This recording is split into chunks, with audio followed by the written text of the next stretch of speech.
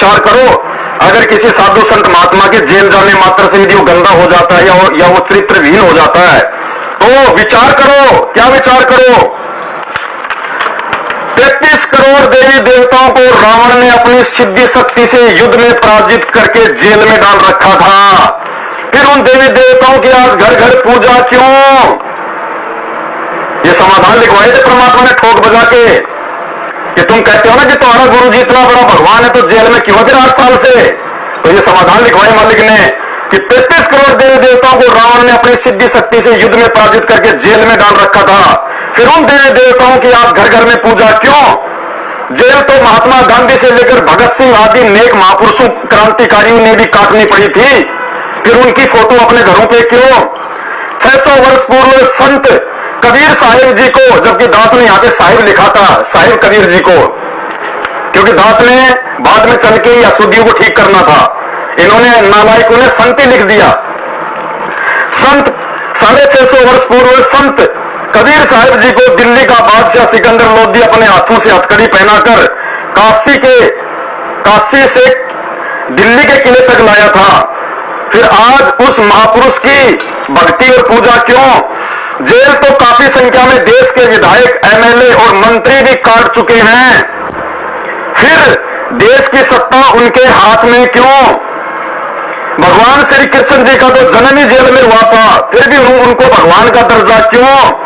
सती अनुसुईया ने ब्रह्मा विष्णु महेश तीनों देवताओं को अपनी सिद्धि शक्ति से शक्तिहीन करके 6-6 महीने के बालक बनाकर पालने में डाल दिया था। फिर तीनों देवियों की प्रार्थना के ऊपर उनको वापस ब्रह्मा विष्णु महेश बनाया। फिर ऐसे शक्तिहीन देवताओं की पूजा क्यों? क्योंकि मुझे तो बुद्धवाणी याद है, पुण्यात्मा इसमें क्या लिखा हुआ है। सती अनुसुईया ने ब्रह्मा विष्णु महेश तीनों देवताओं को अपनी सिद्धि शक्ति से शक्तिहीन करके 6-6 महीने के बालक बनाकर पालने में डाल दिया था। फिर तीनों देवियों की प्रार्थना पर वापस बालक से देव बनाया। फिर उन देवताओं की घर घर में पूजा क्यों? आदि आदि और अनेक प्रमाण आपको अपने ही इतिहास और शास्त्रों से मिल जाएंगे। जिस समय श्री रामचंद्र जी का विवाह होना था, उस समय राजा दशरथ के कुल गुरु श्री वशिष्ठ जी ने लगन सौदा था, कहा था कि ऐसा लगन लिखी है, बच्चे सदा सुखी रहेंगे। वशिष्ठ त्रिकालदर्शी, भूत भविष्य वर्तमान का जानने वाला था। विवाह के तुरंत बाद श्री रामचंद्र जी को वनवास हो गया, वन में भटका। बेटे के वियोग में छत से गिरकर दशरथ मर गया, सीता जी का अपहरण हो गया। उस लगन ने क्या बचाव किया? कबीर वशिष्ठ मुनि से त्रिकाली योगी शोध के लगन धरे, सीता हरण मरण दशरथ को बरमण राम फुरै। बुद्धिमान भगत समाज गहनता से विचार करे कि श्री रामचंद्र जी 3 लोक के भगवान होते हुए भी 14 वर्ष तक वनवास भोगा। आज वे हिंदू समाज में पूजनीय हैं। उस समय का वनवास काटना आज की जेल से कहीं ज्यादा कष्टदायक है। ये ठोक ठोक के लिखवाई थे परमात्मा ने। उस समय का वनवास काटना आज की जेल से कहीं ज्यादा कष्टदायक था। आज जेल में समय पर भोजन, पानी, मकान, मेडिकल व परिवार से मिलाई सहित अनेक सुविधाएं बंदियों को मिलती हैं, लेकिन 14 वर्ष के वनवास में श्री रामचंद्र जी ने कितने असहनीय कष्ट उठाए थे, कल्पना करके कलेजा मुंह को आता है। ना समय पर खाना, ना रहने को मकान, ऊपर से जंगली जानवर व राक्षसों का भय, सर्दी, गर्मी, बरसात, आंधी तूफान का सामना और ना ही परिवार से मिलाप। कबीर जी ने कहा कि जो कंचन बिस्टा पड़े तो घटे न ता कमोल, अर्थात गोल टट्टी लैट्रिन में गिर जाए तो उसकी कीमत कम नहीं होती। इसलिए हिंदू समाज ने उनको पहचान लिया कि श्री रामचंद्र जी तथा श्री कृष्ण जी दोनों श्री विष्णु जी के अवतार थे, इसलिए पूज रहे हैं। ठीक इसी प्रकार हमने संत रामपाल जी को पहचान लिया, ये पूर्ण ब्रह्म परमात्मा है। हम इसलिए जेल में होते हुए भी उनकी पूजा करते हैं। प्रिय पाठकों, अब देखना प्रिय पाठकों, ये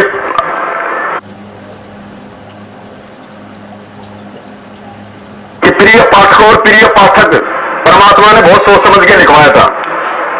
प्रिय पाठकों, यदि 14 साल वनवास में कष्ट उठाकर श्री रामचंद्र जी एक महापुरुष और पूजा के योग्य बन सकते हैं, तो संत रामपाल जी महाराज क्यों नहीं? ना तो संत जी के ऊपर ऐसा कोई बलात्कार या 420 का मुकदमा चल रहा है और ना ही ऐसा कुछ साबित हुआ है।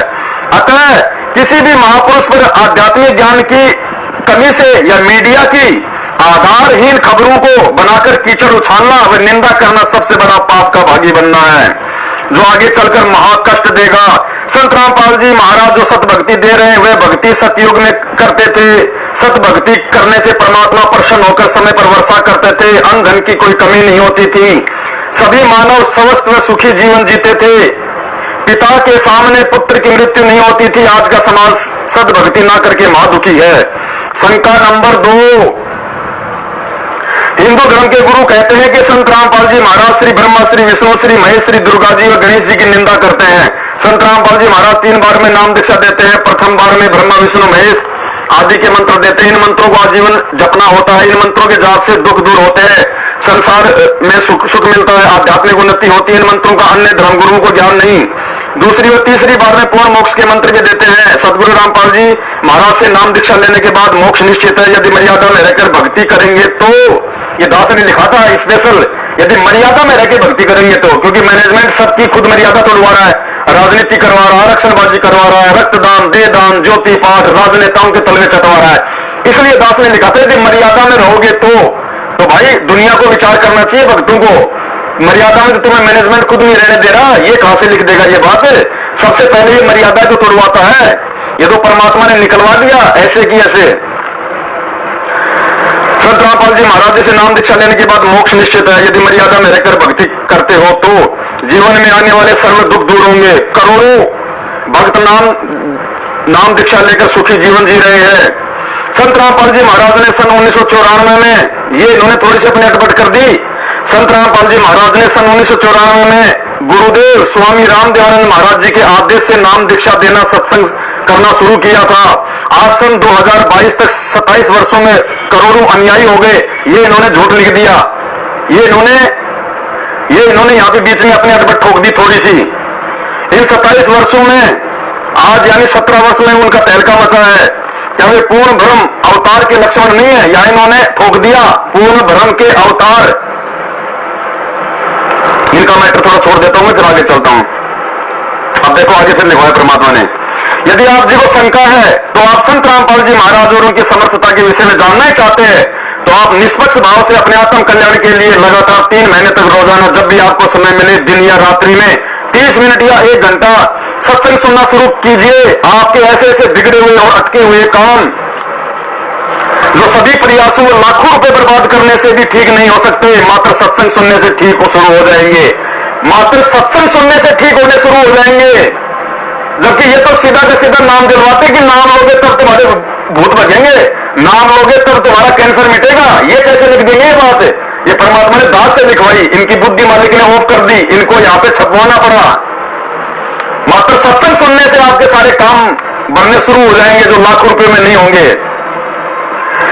वह लाखों रुपए बर्बाद करने से भी ठीक नहीं हो सकते, मात्र सत्संग सुनने से ठीक होने शुरू हो जाएंगे। आपको या आपके परिवार में किसी को कोई असाध्य रोग या तकलीफ है जिसके आगे डॉक्टर भी हाथ जोड़ चुके हैं, चाहे कैंसर, एड्स या अन्य कैसा भी लाइलाज रोग क्यों ना हो, आप एक बार हृदय से गुरुदेव को दंडवत प्रणाम करके संकल्प लें।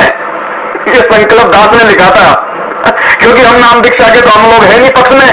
दास ने कहा था कि आप एक बार दंडवत करके हृदय से सदगुरु रामपाल जी भगवान से अपने घर पे संकल्प लें। और इन्होंने पुण्यात्मा देखो संकल्प भी लिख दिया, ये दास आपको दिखा रहा है। ये देखिए ले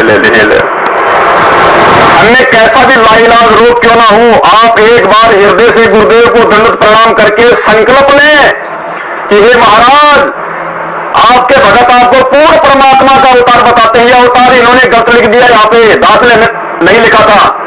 यदि यह सत्य है तो आज से ही मैं आपके सत्संग सुनना शुरू कर रहा हूं। आप मुझे सद्बुद्धि दें कि आपके तत्व ज्ञान युक्त सत्संग समझ सकूं।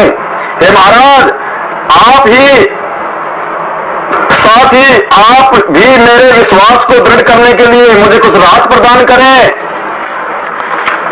आगे दास का मैटर है सारा, इन्होंने खाली अवतार ठोक दिया यहाँ पे बीच में। आपके भगत आपको पूर्ण परमात्मा का अवतार बताते हैं। यदि ये सत्य है तो आज से ही मैं आपके सत्संग सुनना शुरू कर रहा हूं। जबकि पुण्यात्माओं, ये लोग सत्संग सुनने कहां देते हैं? ये तो कहते हैं आ जाओ ले लो नाम, आ जाओ ले लो नाम। सत्संग सुनने कहां देते हैं ये?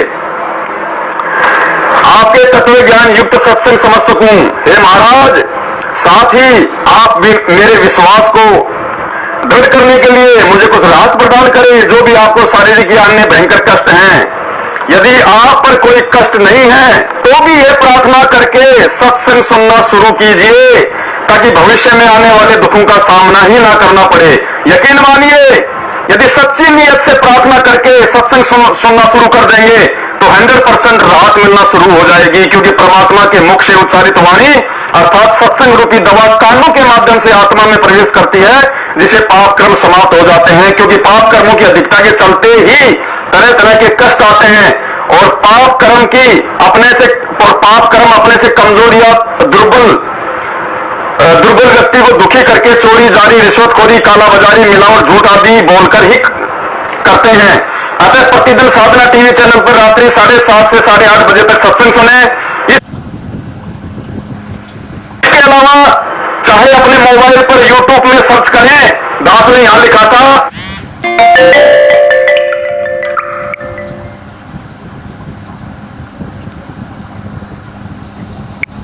शंका समाधान विद पवन दास, इन्होंने लिख दिया संत रामपाल जी महाराज। वहां पर रामपाल जी महाराज जी का सत्संग सुने, उसके बाद आपको महसूस होगा कि जिस गीता, वेद, कुरान को पढ़ना और समझना पहाड़ जैसा कार्य समझा करते थे, रामपाल जी महाराज जी ने अपने तत्व ज्ञान से इनको पहली कक्षा का कायदा बना दिया। लगातार 3 महीने सत्संग आपको संत रामपाल जी महाराज जी द्वारा प्रदत्त शास्त्र प्रमाणित सत्य भक्ति समझ में आएगी। यदि आप उनसे जुड़ना चाहते हैं तो नीचे दिए गए संपर्क सूत्रों पर संपर्क कर सकते हैं। दास ने शंका समाधान के नंबर लिखे थे, इन्होंने अपने नंबर लिख दिए। तो ये आज 4 अगस्त 2022 को पुण्यात्माओं